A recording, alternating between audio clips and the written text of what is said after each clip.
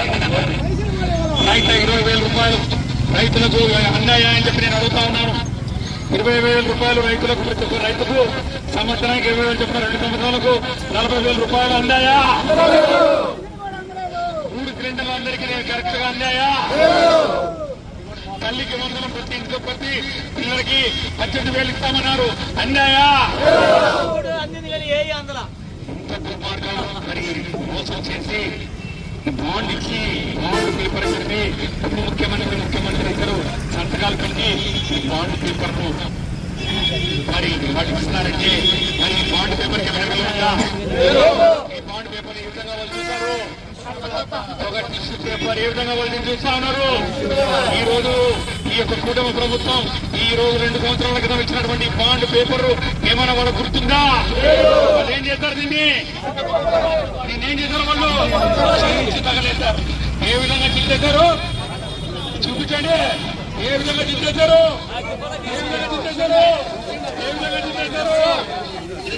ఏ విధంగా చింతేశారు? చిచ్చిపోయేస్తా ఉన్నారు.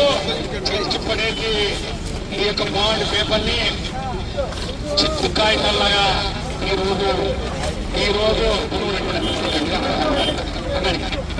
చిత్తు కాగితాల్లాగా ఈ విధంగా చేస్తా ఉన్నారు. ఇంత దుర్మార్గం. 50 సంవత్సరాలు నిండిన ప్రతి మహిళ మైనార్టీ వర్గానికి చెందినటువంటి మహిళకు పెన్షన్ ఇస్తామన్నారు.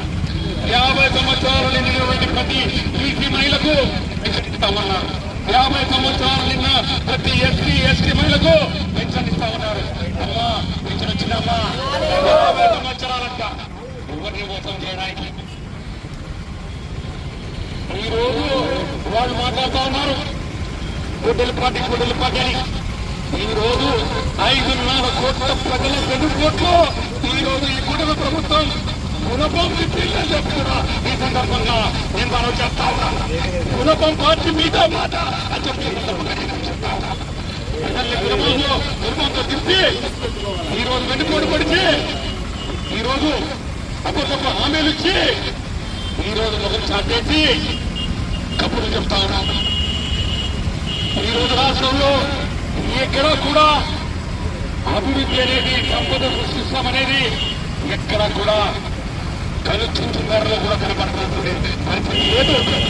కేవలం అమరావతి అని చెప్పి అమరావతిలో వేల కోట్ల రూపాయలు పెట్టి కమిషన్ల కోసం ఖర్చు పడి అక్కడ ప్రాంతాన్ని నిర్మిస్తామని మాయమాటలు చెప్పి రేపు వర్షాకాలం అక్కడ ఏమీ లేదు.